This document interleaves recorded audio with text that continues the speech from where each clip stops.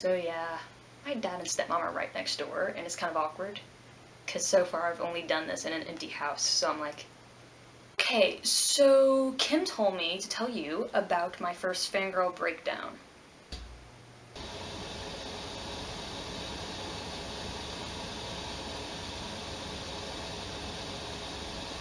That is really loud. To clarify, a fandom can be split into two parts, fan and dumb. Fan is short for fanatic, or just a really huge fan of something. Dumb is kind of like kingdom or domain, so it's basically the fan's domain. I'm involved with a few big fandoms, mostly Doctor Who, Supernatural, stuff like that. I don't really know what my first actual breakdown was in relation to a fandom, to be honest. I want to be technical about it. The first time I was overwhelmed with emotions due to a fandom was probably, I was about 6, and I learned that Jurassic Park couldn't happen, and I was very upset and I cried.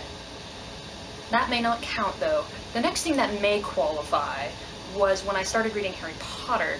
I read the 5th book with Umbridge, and I got so ticked at her, I literally had to put the book down for about a week because I was so angry at her. That wasn't really a breakdown, as so much an overwhelming amount of emotion in relation to the fandom. I don't know if that counts. The next thing I could think of was in 7th grade, when I got into anime and manga. I was really into Rurouni Kenshin. It stopped. Basically, at the end of the 7th book, a breakup of sorts occurs, and it really messed me up for a few days. I didn't exactly have a breakdown, but you know. In truth, I guess you could say my first actual breakdown had to be in the 8th grade when I first got into Doctor Who, the season 2 finale. If you've already gone past that point, you know what I'm talking about. If you aren't at that point yet, or if you're planning on watching Doctor Who and you don't want this to be spoiled for you, spoilers begin now. Rose gets sucked into an alternate dimension and the Doctor never got to say he loved her. Oh my god. I was a mess. I'm not kidding. I get really emotionally involved with characters, and I especially love epic romances, such as The Doctor and Rose Tyler. Pretty much that was my first fangirl breakdown. I still remember to this day, I finished watching that episode, and no one else in my family was into Doctor Who at that time. Maybe 2 of them knew what it was. The rest of them just thought, oh, it's a weird Lauren show, let's go on with our lives. So I finished watching it, crawled out of the chair, laid on the floor face down, and that's how my grandmother found me. What are you doing? Then she kicked me out of the living room because I was in her way and she wanted to watch Wheel of Fortune. So then I just laid on the floor in my room. Anyway, that's about it. Not very exciting. I don't really know how to make that exciting. It was just me lying on the floor feeling sorry for myself. So, Kim, for your next video... I don't understand. Why are you going on and off? I dare you to inform us of any aversions to food you have. Sounds pretty boring at first, but they usually come with kind of interesting stories. I don't mean things like I don't like field peas. I mean things like you can literally not eat something without feeling sick. For example, I cannot eat sopapilla. For those of you that don't know, sopapilla is basically like this Mexican dessert with all these kind of, like tortillas and ice cream. They usually have maybe cinnamon on it or something. It's really good. I used to love sopapilla until my 17th birthday. At the Mexican restaurant in my town, they have a tradition of having the birthday person wear a sombrero, and it's really cute, all the people sing to you, and then they bring out this free sopapilla, and everyone's like, ah! And then they get a spoonful, and they put it on your nose and mouth, and they're just like, no big deal. On my 17th birthday, we ended up eating Mexican.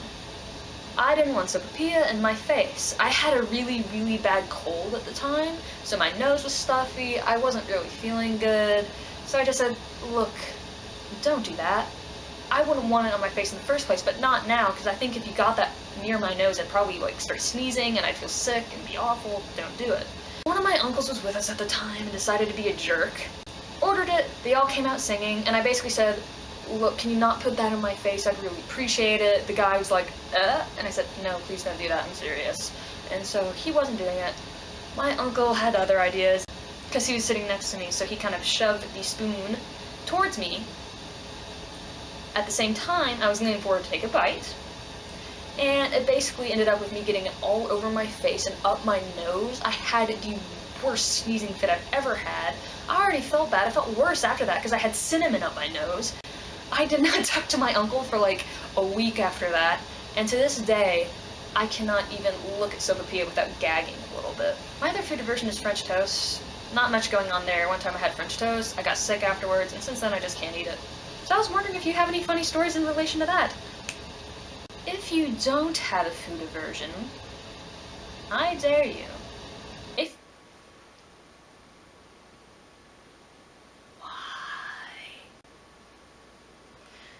To sing the BBC Sherlock theme, operatic style. How would that even work? I don't know. I hope I find out. Waffle table.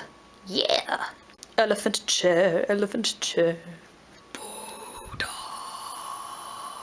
Wah. Wah, wah, wah. Coolest toaster ever. Look at it. Looks like something from the Jetsons. Holy crap.